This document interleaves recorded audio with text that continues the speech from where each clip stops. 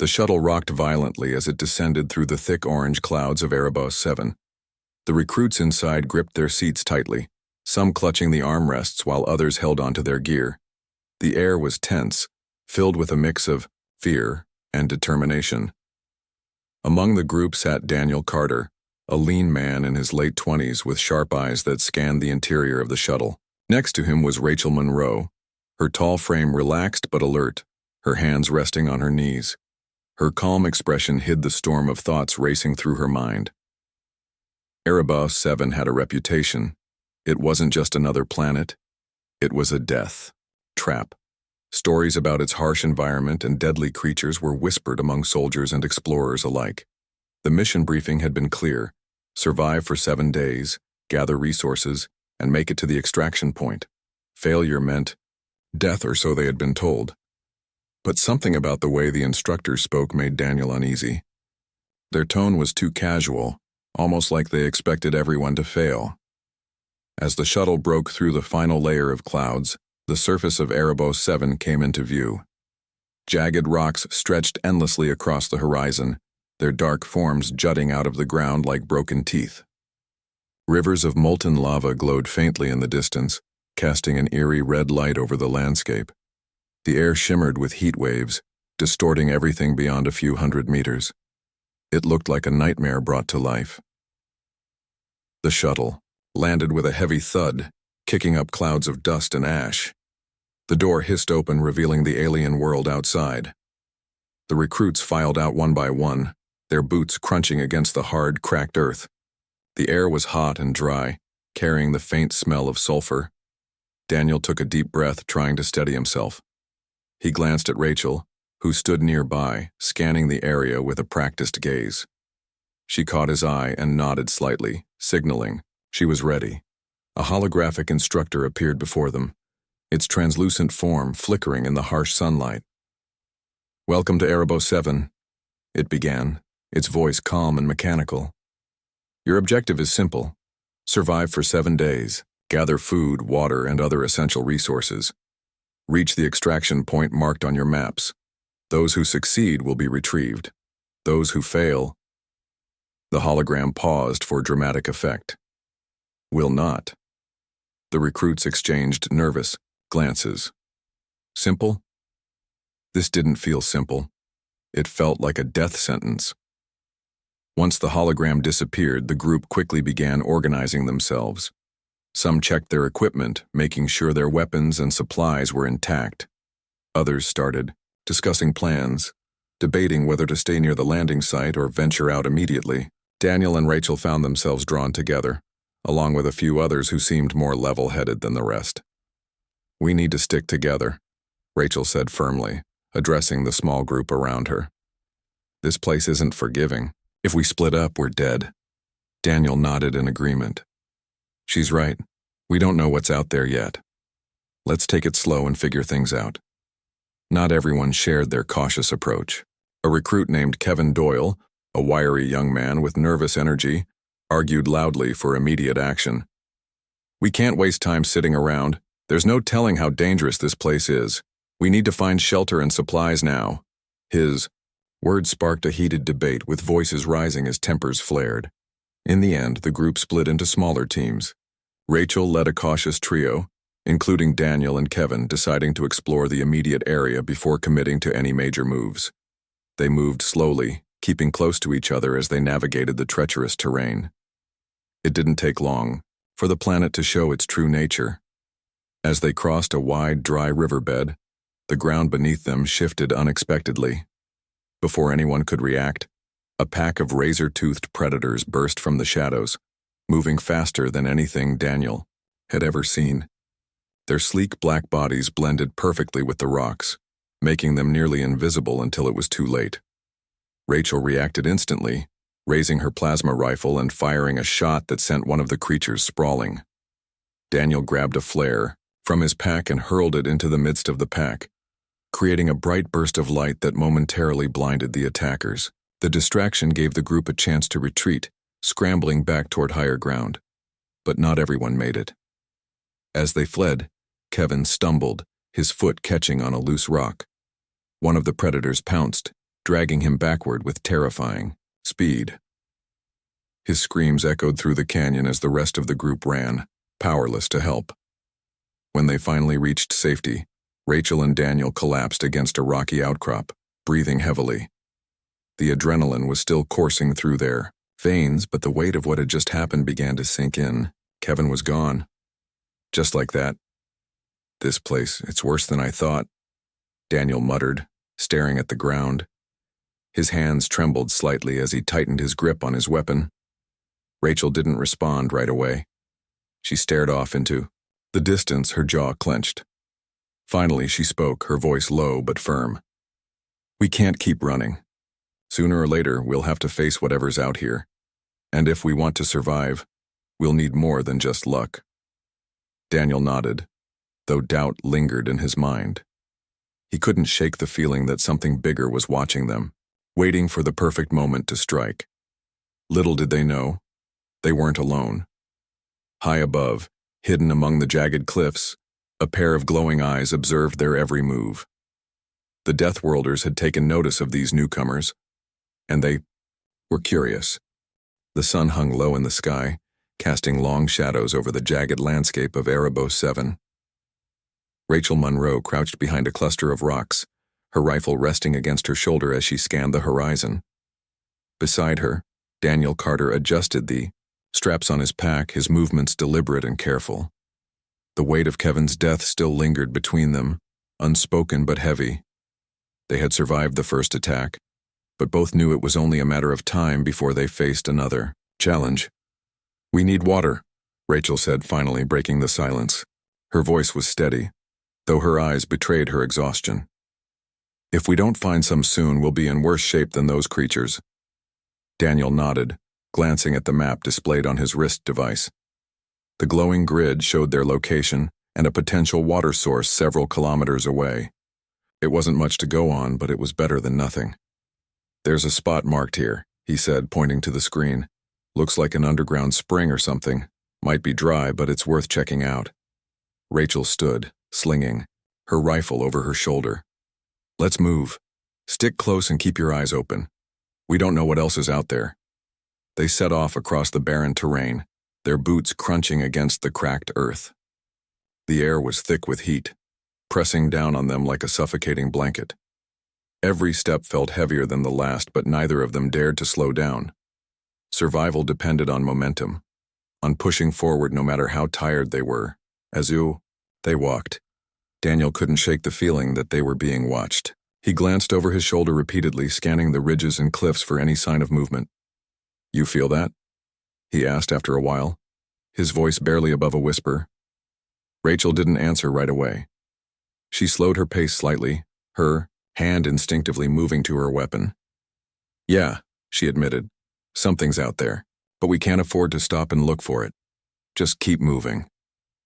They pressed on, their senses sharp and alert. After nearly an hour of walking, they reached the coordinates marked on the map. What they found was less than encouraging. A shallow depression in the ground where water might have pooled at some point. Now it was nothing more than cracked mud and dust. "Great," Daniel muttered, kicking at the dirt in frustration. "What now?" Rachel knelt by the edge of the depression, running her fingers through the dry soil. She frowned, then stood, abruptly. "We keep looking. There has to be something nearby. This kind of terrain usually means water's close." Before Daniel could respond, a sound caught their attention. A faint rustling, like fabric brushing against rock. Both of them froze, turning toward the noise. High above, perched on a ridge, stood a figure clad in tattered armor. Its presence was unmistakable even from a distance. The figure moved with a fluid grace, its movements almost predatory. "Who's that?" Daniel whispered, raising his weapon cautiously. Rachel held up a hand, signaling him to lower his gun. "Wait, don't shoot." The figure leaped down from the ridge with astonishing speed, landing silently a few meters away. It was humanoid in shape, but its features were obscured by a mask made of bone and metal. In one hand it carried a weapon unlike anything they'd ever seen, a sleek, curved blade fused with glowing circuitry. The figure tilted its head, studying them with cold curiosity. Rachel stepped forward slowly, keeping her hands visible. "Who are you?" she asked, her voice calm but firm. The figure didn't respond immediately. Instead, it crouched beside a nearby plant, pulling out a small knife and slicing into its thick stem. A trickle of clear liquid seeped out, which the figure collected in a makeshift container. It held the liquid up briefly, then offered it to Rachel without hesitation. "What is this?" Rachel asked, hesitating.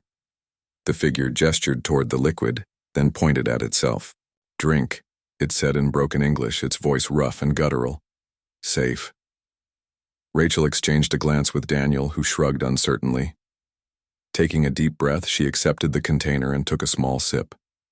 The liquid was cool and refreshing, quenching her thirst instantly. She handed the container to Daniel, who followed suit.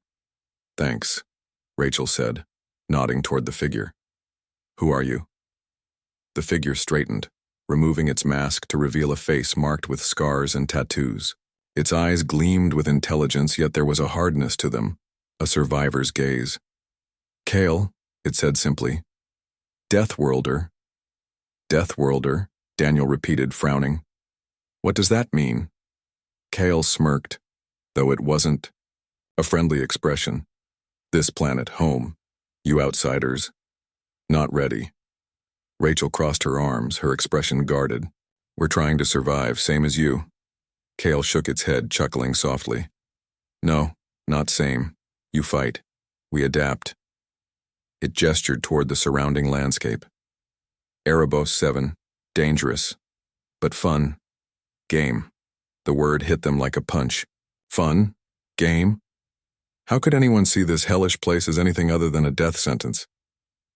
"You think this is a game?" Rachel asked, her tone sharp. "People are dying out here." Kyle shrugged, seemingly unfazed. "Weak die, strong live. Simple." Daniel stepped closer, his frustration boiling over.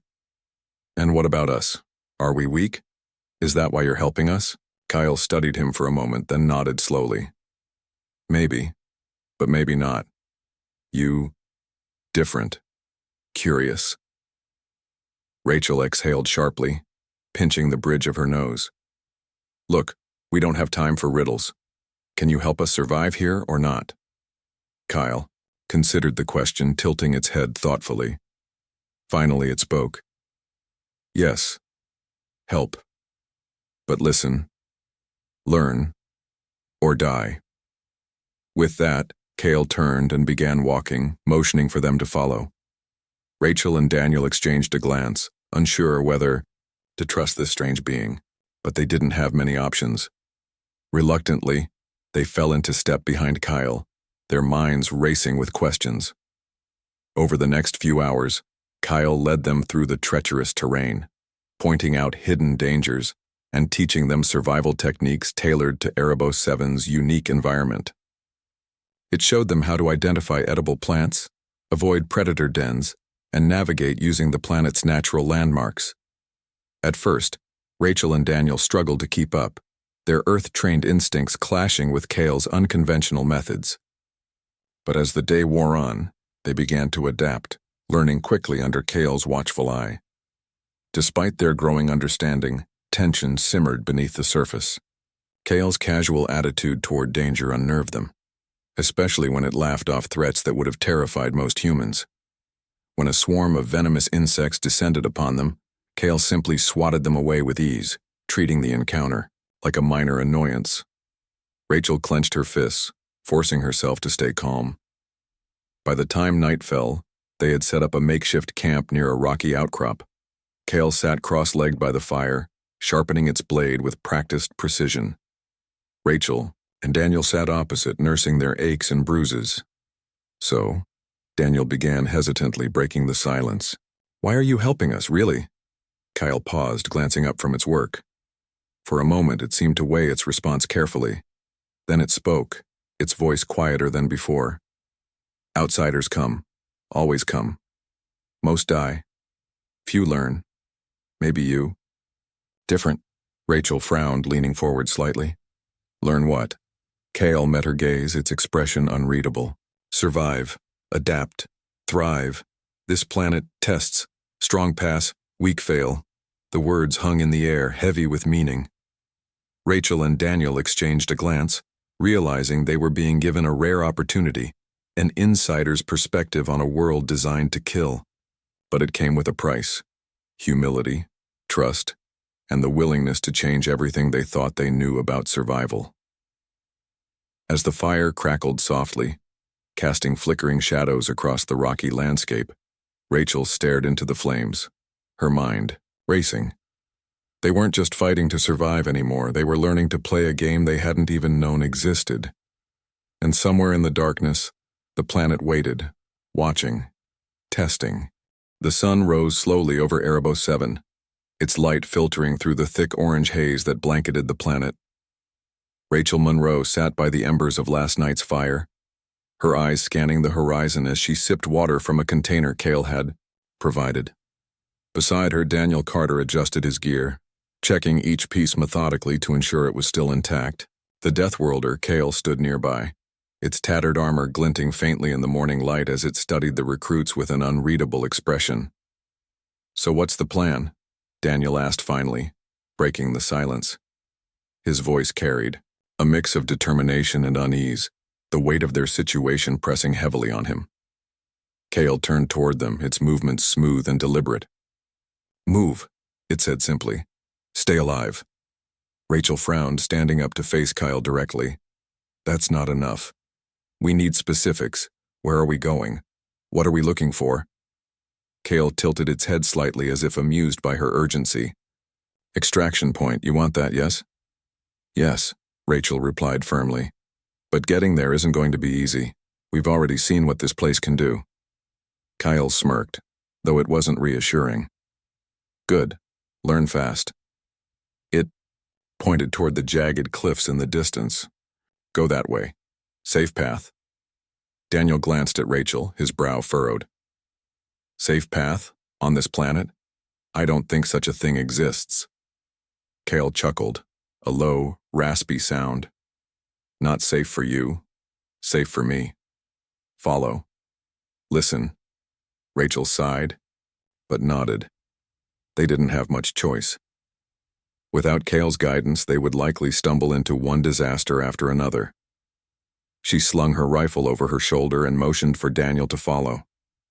Together, they set off behind Kyle, who moved with a confidence born of years spent navigating this deadly world.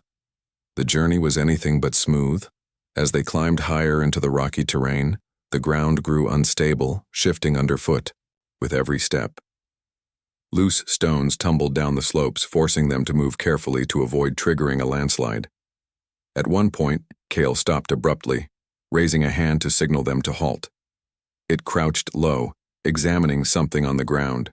Oh, series of claw marks etched deeply into the rock. "Predator," Cale muttered, pointing at the marks. "Big. Dangerous." Rachel knelt beside the tracks, her jaw tightening. "How recent?" Kyle shrugged. "Close enough. Be careful." They continued onward, their pace slower now as they scanned the area for any sign of movement. The tension was palpable, each of them acutely aware of how vulnerable they were. But Cale seemed unfazed, moving ahead without hesitation. Its calm demeanor was both infuriating and comforting. Infuriating because it made their fear seem irrational, and comforting because it implied they might actually survive if they stuck close. Hours passed, and the terrain began to level out into a wide plateau dotted with strange, twisted trees. Their trunks were blackened and gnarled, their branches reaching skyward like skeletal fingers. Kyle paused again, gesturing for them to gather around. It pulled out a small device from its belt, activating it to project a holographic map onto the ground. "This path," Cale explained, tracing a route with its blade, "leads to extraction point, fastest way. But—" It hesitated, glancing at Rachel and Daniel. "Risk." "What kind of risk?" Rachel asked, her tone sharp. Kyle tapped the map, highlighting a section marked with glowing red symbols. "Deathworlders, tribe, not mine." Daniel frowned. "You mean there are more of you out here?" Cale nodded. "Yes. Different tribes, some friendly, some not. Rachel crossed her arms, her mind racing. If we go around, how much time will we lose? Too much, Kale replied bluntly. Storm comes, bad. Rachel exhaled sharply, glancing at Daniel. We don't have a choice. We'll have to take our chances. Kale studied her for a moment, then nodded. Okay. Follow. Quiet. They pressed on, their footsteps muffled against the dry earth. The air grew heavier as they approached the territory marked on the map, the silence broken only by the occasional rustle of leaves or distant growl of unseen predators. Kale led them in a wide arc, avoiding open areas where they might be spotted. Its movements were precise, calculated, every step designed to minimize risk. As they neared the edge of the tribal territory, they spotted signs of habitation, crude shelters made of bone and metal, scattered tools, and remnants of fires. Kyle signaled for them to stop, crouching behind a cluster of rocks. It motioned for Rachel and Daniel to stay put, then slipped forward alone, disappearing into the shadows. Minutes passed, each one stretching longer than the last. Rachel clenched her fists, her nerves fraying as she waited. Finally, Kyle reappeared, waving them forward. Clear, it whispered, but hurry. They moved quickly, sticking close to Kale as they navigated through the outskirts of the camp. The Deathworlders' presence loomed over them, an unspoken threat that kept them on edge. Just as they reached the far side of the area, a shout rang out, a harsh guttural cry that sent chills down their spines. Kale froze, its body tense as it turned toward the sound. From the corner of her eye, Rachel saw figures emerging from the shadows, their weapons drawn.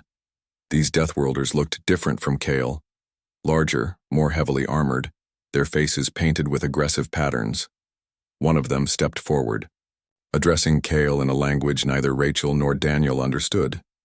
Kale responded calmly, its tone measured but firm. The exchange grew heated, the other Deathworlders closing in menacingly. Rachel tightened her grip on her rifle, ready to fight if necessary, but Kale raised a hand, signaling for her to stand down.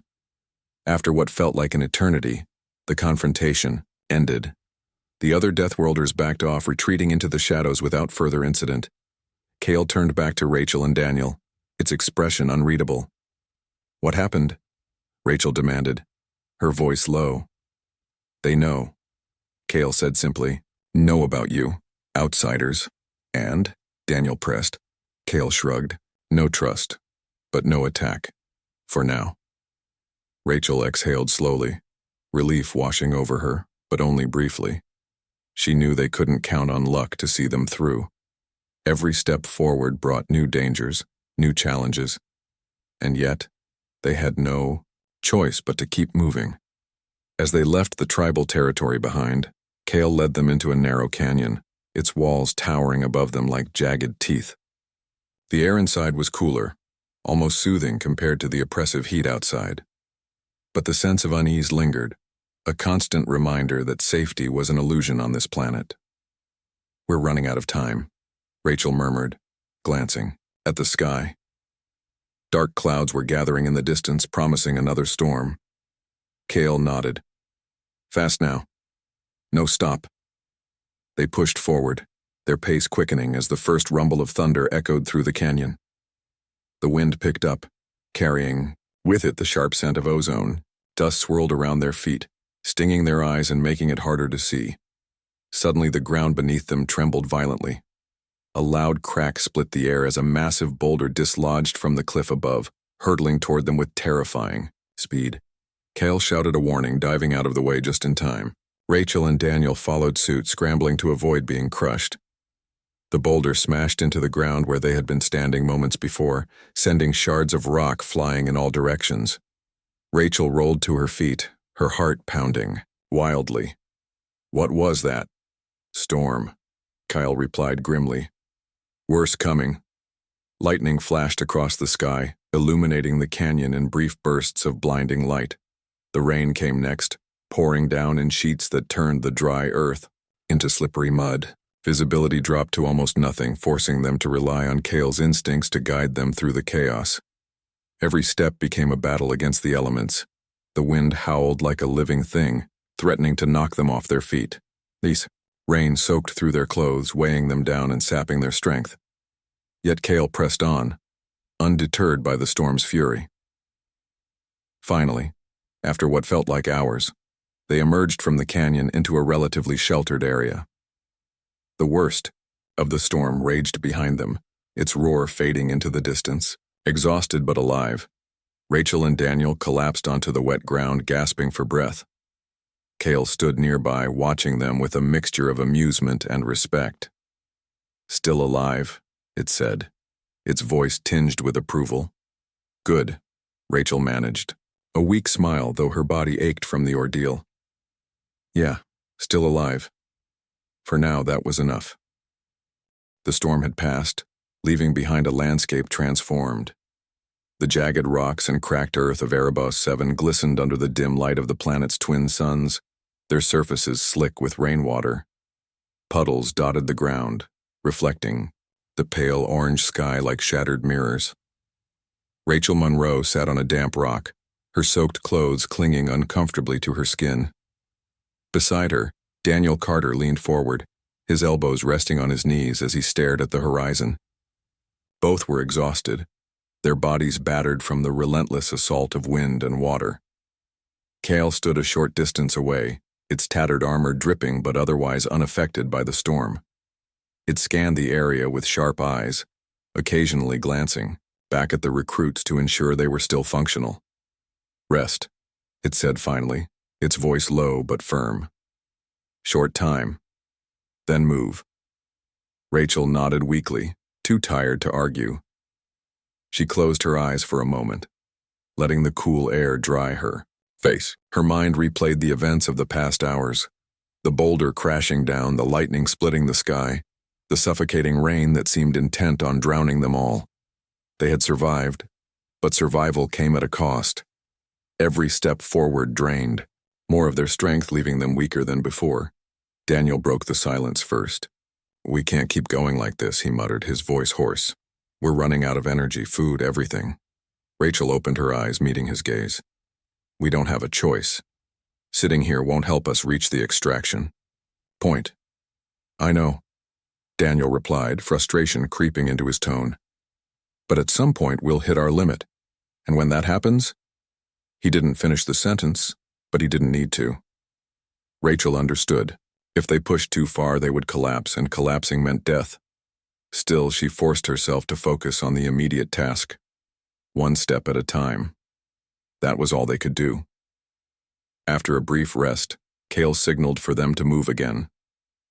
The Deathworlder led them across the wet terrain, avoiding areas where the ground was still unstable from the storm. They walked in silence, each lost in their own thoughts. The weight of their journey pressed down on them, heavier with every passing hour. As the day wore on, the terrain began to shift. The jagged cliffs gave way to a vast expanse of flatland, dotted with strange, bulbous plants that pulsed faintly, with an inner glow. Cale slowed its pace, studying the plants with cautious interest. "Food," it said, pointing to one of the glowing pods. "Careful, some bad." Rachel approached cautiously, inspecting the plant. Its surface shimmered, with a sticky residue, and tiny tendrils wriggled faintly around the edges. She hesitated, unsure whether to trust Cale's advice. Hunger gnawed at her stomach, but the risk of poisoning outweighed the temptation. "How do we know which ones are safe?" Daniel asked, voicing the question they both had in mind. Kyle knelt beside the plant, slicing open one of the pods with its blade. Inside was a gel-like substance glowing softly. It sniffed the contents, then touched a small amount to its tongue. After a moment, it nodded. "This one. Safe." Rachel watched closely as Cale demonstrated how to extract the edible parts without triggering the plant's defensive mechanisms. She followed its instructions carefully, collecting a small amount of the gel for herself and Daniel. The taste was bitter, but it filled her empty stomach and gave her a fleeting sense of relief. With renewed energy, they continued their trek across the flatland. The glowing plants became more frequent, casting an eerie light over the landscape. The air grew cooler as night approached, the twin suns sinking below the horizon. Shadows stretched long across the ground, blending seamlessly with the darkness. It was during this twilight hour that trouble found them again. A low growl echoed through the air, sending a chill down Rachel's spine. She froze, her hand instinctively moving to her rifle. Daniel did the same, his eyes scanning the shadows for any sign of movement. Cale stood perfectly still, its weapon drawn and ready. "Stay close," Cale whispered, its voice barely audible.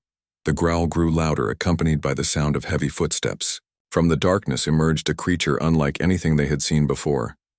A massive beast with thick, armored skin and glowing red eyes. Its claws scraped against the ground as it moved, leaving deep gouges in the earth. Behind it, two smaller creatures followed, their movements quick and predatory. Kyle stepped forward, positioning itself between the recruits and the beasts. "Back," it commanded, its tone leaving no room for argument. Rachel and Daniel obeyed, retreating slowly while keeping their weapons trained on the approaching predators. The largest creature roared, a deafening sound that shook the ground beneath their feet. It charged suddenly, its speed surprising for something so large. Cale reacted instantly, sidestepping the attack with fluid grace. It swung its blade, striking the creature's flank and drawing a spray of dark liquid. The beast roared in pain, thrashing wildly as the smaller creatures lunged toward Cale. Rachel fired her rifle, hitting one of the smaller beasts squarely in the chest. It stumbled but didn't fall, its eyes burning with rage. Daniel joined the fight, aiming carefully before firing another shot. His bullet struck the second smaller creature, knocking it off balance. Together, they managed to drive the predators back, forcing them to retreat into the shadows. But the victory came at a cost. Cale had sustained several deep cuts, its armor torn and bloodied. "We need to stop," Rachel said urgently, kneeling beside Cale. "You're hurt." Cale waved her off, though its movements were slower now. "No time, keep moving." Rachel exchanged a glance with Daniel, who looked equally concerned. "We can't just leave you like this," she insisted. "You saved us." Cale met her gaze, its expression unreadable. "Survive, that's all." Reluctantly, Rachel and Daniel helped Cale to its feet, supporting it as they pressed onward. The Deathworlders' injuries slowed their pace, but they couldn't afford to stop. The extraction point was still miles away, and the clock was ticking. Hours later, they reached a narrow ravine, its walls steep and jagged. Kyle paused at the entrance, leaning heavily against the rock. "Through here," it said, its voice weaker than before. "Close now." Rachel nodded, helping Cale inside. The ravine twisted and turned, its path winding deeper into the planet's interior. The air grew colder, carrying with it the faint smell of minerals. After what felt like an eternity, they emerged into a wide clearing dominated by a towering structure, a metallic spire that gleamed faintly in the dim light. "The extraction point," Daniel breathed, his voice filled with disbelief. Rachel felt a surge of hope, but it was short-lived. As they approached the spire, a group of figures appeared from the shadows. They were humans, other recruits who had split off earlier in the mission. At their center stood Ethan Cole, his face smug and triumphant. "Well, well," Ethan said, his voice dripping with mockery. "Look who made it this far." Rachel stepped forward, her grip tightening on her rifle. "Stand aside, Ethan. We're not fighting you." Ethan laughed, raising his own weapon. "Oh, I think we are. You've got something we need." Behind him, the other recruits fanned out, forming a loose semicircle around them. Their expressions were hard, their weapons aimed directly at Rachel, Daniel, and Cale.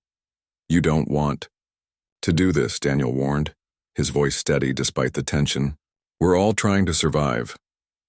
Ethan smirked. "Survival isn't about teamwork. It's about taking what you need. Now hand over your supplies, or die." Cale shifted slightly, its injured body trembling with effort. Despite its condition, it raised its blade, ready to fight if necessary. Rachel glanced at Daniel, silently communicating their next move. They couldn't afford to back down. Not now, not when they were so close. "Fine," Rachel said, lowering her rifle slightly. "You want to fight? You'll get one." Ethan's grin widened. That's more like it. Before either side could act, a new presence entered the clearing. Several Deathworlders emerged from the shadows, their weapons drawn and their expressions fierce. They surrounded the group, cutting off any chance of escape. Ethan and his followers froze, their confidence crumbling in the face of this unexpected threat. Kale stepped forward, addressing the newcomers in their harsh language. After a brief exchange, the Deathworlders lowered their weapons slightly, turning their attention to the recruits. "This is over," Kale said, its voice firm. "Leave, or die." Ethan hesitated, his arrogance replaced by fear. Finally, he nodded, signaling for his group to retreat. They backed away slowly, disappearing into the shadows without another word. Rachel exhaled sharply, her body sagging with relief. "Thank you," she said to Kale, her voice sincere. Kale nodded, its expression unreadable. "Extraction soon. Survive until then." As the Deathworlders melted back into the darkness, Rachel and Daniel focused on their final challenge. The spire loomed above them, its promise of salvation within reach, but the journey wasn't over yet. The metallic spire stood tall against the dim orange sky, its surface reflecting faint light as if mocking the weary travelers who approached it. Rachel Monroe and Daniel Carter moved slowly, their bodies battered and exhausted, but driven by the hope of escape.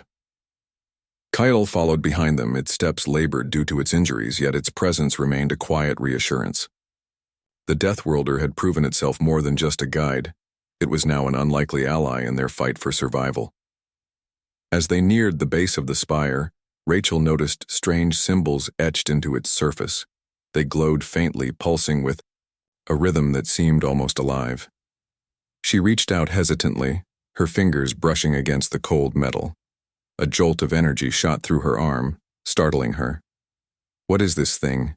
she asked aloud, though no one answered. Kale stepped forward, studying the symbols with keen interest. "Not yours," it said finally, its voice low. "Old. Powerful." "Great," Daniel muttered under his breath. "We're supposed to trust our lives to something we don't even understand?" Rachel shot him a look, her expression firm. "Do we have another choice?" Before anyone could respond, the ground beneath them trembled slightly. A loud hum filled the air, growing louder with each passing second. The glowing symbols on the spire began to brighten, casting sharp shadows across the clearing. Suddenly, a section of the structure slid open, revealing a dark chamber within. Rachel exchanged a glance with Daniel, then turned to Kale. "This is it. Are you coming?" Kale shook its head, stepping back. "No. My place here. Not there." Rachel frowned, surprised by the answer. "You helped us get this far. Why stop now?" Kale's gaze softened slightly, though its expression remained unreadable. "Different paths. You go, I stay." Daniel sighed, adjusting his pack. "Guess we owe you one. Thanks for everything, Kyle." Nodded once, then turned and disappeared into the shadows without another word. For a moment, Rachel and Daniel stood in silence, watching the spot where the Deathworlder had vanished. Then, steeling themselves, they entered the spire. Inside, the chamber was vast and eerily silent. The walls were lined with more glowing symbols, their light illuminating the space in soft hues of blue and green. At the center of the room stood a circular platform surrounded by what looked like control panels. Rachel approached cautiously, running her hand over the smooth surface of the nearest panel. It responded instantly, lighting up with a series of holographic displays. "Looks like some kind of interface," she said, studying the screens. "Think you can figure it out?" Daniel joined her, examining the controls. "Maybe. These symbols match the ones outside. If we can activate it." He trailed off as a sudden noise echoed through the chamber, a deep mechanical whirring that seemed to come from all directions. The platform at the center began to rise, revealing a hidden compartment below. Inside lay a small device, its design sleek and unfamiliar. "That's got to be important," Rachel said, reaching for the device. As soon as her fingers touched it, the chamber came alive. Lights flashed rapidly and the hum grew louder, vibrating through the floor beneath their feet. A voice spoke, calm and mechanical, filling the room. Extraction sequence initiated. Prepare for departure. Rachel and Daniel exchanged a glance, relief washing over them. They were going to make it. After everything they'd endured, the predators, the storms, the betrayal, they were finally leaving Erebos 7 behind. But the voice continued, its tone shifting slightly. Warning, unauthorized activation detected, security protocols engaged. Before either of them could react, the chamber doors slammed shut, trapping them inside. The lights flickered, plunging the room into near darkness. Alarms blared, their shrill sound echoing off the walls. Rachel clenched her fists, panic rising in her chest. What's happening? Daniel scanned the control panels frantically, searching for a way to override the system. It's rejecting us. We need to... His words were cut short as the platform beneath them began to descend. The hidden compartment reopened, revealing a narrow tunnel leading downward. Without hesitation, Rachel grabbed Daniel's arm and pulled him toward the opening. We have to move. They jumped into the tunnel, landing hard on a sloped surface that sent them sliding downward at breakneck speed. The passage twisted and turned, throwing them against the walls repeatedly. Rachel gritted her teeth, focusing on staying conscious, despite the chaos. Finally, they emerged into another chamber, this one smaller and darker than the first. The air was thick with heat, carrying the faint smell of sulfur. In the center of the room stood a massive machine, its core glowing with an intense red light. Around it, several figures moved, Deathworlders, their weapons drawn and aimed directly. At Rachel and Daniel, Cale stepped forward, its face grim. Told you. Different paths. Rachel stared at Cale, confusion mixing with anger. You betrayed us. No, Cale replied firmly. Survived. Same as always. One of the other Deathworlders approached the machine, pressing a series of buttons on its interface. The red light pulsed brighter and the hum returned louder than before. Extraction point compromised, the mechanical voice announced. Self-destruct sequence activated. Evacuate immediately. Rachel's heart sank. They're destroying the spire. Daniel grabbed her arm, pulling her toward the exit. We need to go, now. Kyle watched them leave, its expression unreadable. As they ran, the ground beneath them shook violently, cracks spreading across the walls and ceiling.